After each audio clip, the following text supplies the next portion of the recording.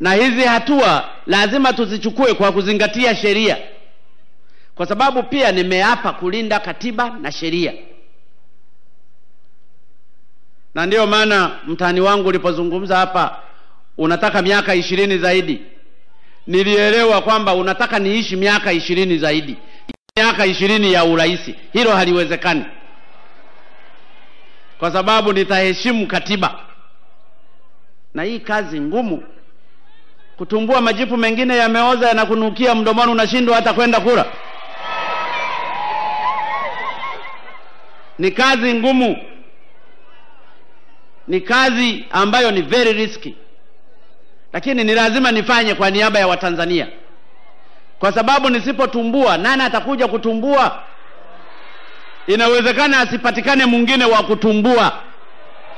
Sasa angalau ni yatumbue kabisa yote, kwa sababu mimi ni jasiri wa kutumbua. Atakaye kuja baada ya miaka yangu akuta mitumbuo yote imeshatumbuka. Kwa hiyo nataka kuwahakikishia ndugu zangu wa Korogwe, yale mashamba ambayo hayajaendelezwa, msimamo uko pale pale. Nimeshatoa maelekezo kwa waziri anayehusika na serikali ya mkoa na wilaya zishughulikie hizo, zilete ripoti za mashamba yanayotakiwa kupunguzwa. Yapo mashamba yatakayofutwa kabisa, kama ambavyo tumefanya pale Muheza kwa kufuta mashamba 5 yenye hekta zaidi ya hekta 14,000. Lakini yako mashamba mengine yatakatwa na kupunguzwa. Alipewa shamba kubwa, analima kando kando ya barabara ili kuwadanganya kwamba analima, ukiingia ndani ni mapori. Wapo wawekezaji wa namna hiyo, wamelima vibarabarani katani kudanganya toto.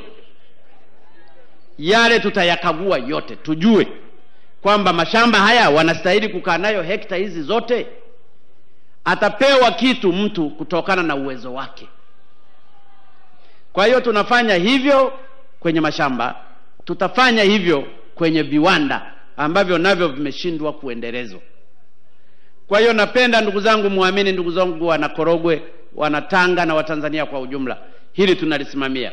Na Mheshimiwa Ngonyani wala usiwe na wasiwasi, na Mheshimiwa Chatanda, haya tutayasimamia. Na bahati nzuri ndugu zangu wa Korogwe, niwaambie kitu kimoja. Mna wabunge wazuri sana.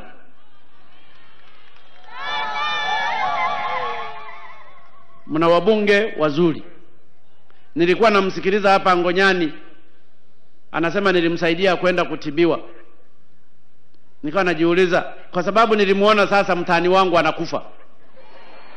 Huko anajiita profesa maji marefu, kumbe yeye ni maji mafupi.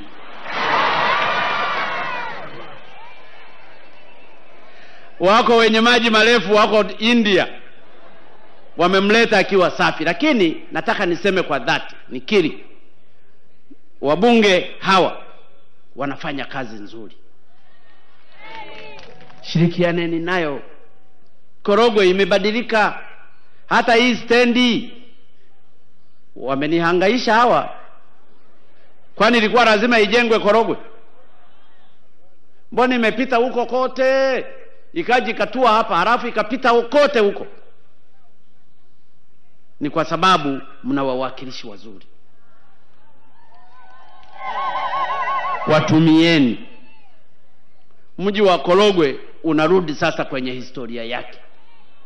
Ninachowaomba ndugu zangu wa Korogwe, mshikamane, mtengeneze umoja wenu, muijenge Korogwe mpya. Na hii stendi itumike. Na nimefurahi mpaka kuna mahali pa kupaki bodaboda. Sasa muitumie kibiashara kweli kweli. Mamalishe wafanye biashara, wala msiwazuie. Mtengeneze mazingira mazuri ya wao pia kufanya biashara. Kwa sababu wa stendi haweza akafika hapa halafu mpaka arudi mjini kwenda kula. Mnawatengenezea maeneo yenu vizuri. Watu wanakwenda pale, anapata chai, basi likiwa limesimama hapa. Na mabasi yalazimishwe, kila basi linalopita kwenye barabara hili lije hapa. Kwa sababu mnaweza mkatengeneza stendi, mabasi yakawa yanapitiliza. Liwe limejaza halijajaza, lazima lije lisalimu Korogwe. Korogwe oye! Korogwe oye! Mheshimiwa Chatanda amezungumza kuhusu kazi nzuri zinazofanywa na Mheshimiwa DC na uongozi wa Korogwe. Mimi nawapongeza kwa sababu DC asingeweza kufanya kazi peke yake. Nawapongeza sana viongozi wa Korogwe, madiwani, madiwani wote na watendaji wa vijiji na wenye viti na wananchi wote kwa kushiriki katika maendeleo haya.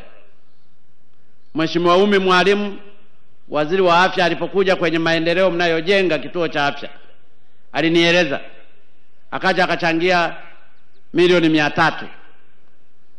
Na ndio maana nikamwambia lazima ziongezwe kwa hawa watu wanaofanya kazi nguvu. Endeleeni, ni kitu kizuri. Mtaji wa maskini ni nguvu zake mwenyewe. Mnayafanya mazuri. Achaneni na hawa wababaishaji ambao kila siku watawaambia sisi tutawaletea hiki. Ni uongo. Hakuna mtu mwenye uwezo wa kuteremsha kila kitu. Hayupo. Mungu mwenyewe alitumia siku 6 kuumba dunia. Ninyi shikamaneni na mchape kazi. Na ndiyo maana tumekuwa tukiwaeleza ukweli, mchape kazi, na ndiyo maana dhana halisi ya hapa kazi tu. Serikali itasimamia maendeleo mengine yote. Ujenzi wa reli, barabara, umeme, elimu bure, na mpaka watakaoenda chuo kikuu tumeshatenga bilioni 483 kwa ajili ya kuwapa mikopo wale watakao kuwa wamefaulu. Tunafanya hii yote kwa kuongeza idadi na kuitengeneza taifa la maendeleo. Tunataka Tanzania iwe nchi itakayokuwa inatoa misaada badala ya kuwa inapokea misaada. Tuna kila kitu.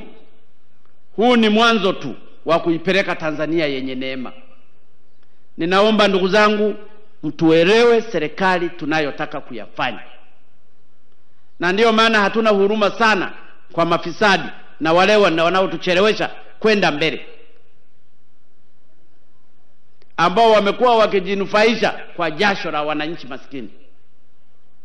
Naomba muamini hivyo. Yako mengi yameombwa hapa, pamoja na barabara na kadhalika.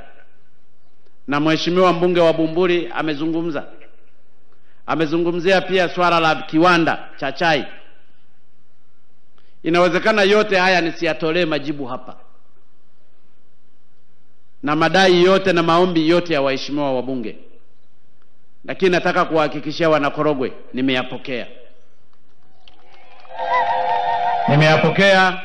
nimeyabeba, nitakwenda kuyafanyia kazi. Ninajua hata hapa kuna kero nyingi mnazo. Ninafahamu. Nilikuwa nayaona hayo mabango yote mliokuwa mkayainua. Kuna maeneo mengine, kuna shule ya msingi eneo la jirani limeuzwa. Yote ninayabeba. Nataka muamini hivyo kwamba mimi ni mtumishi wenu.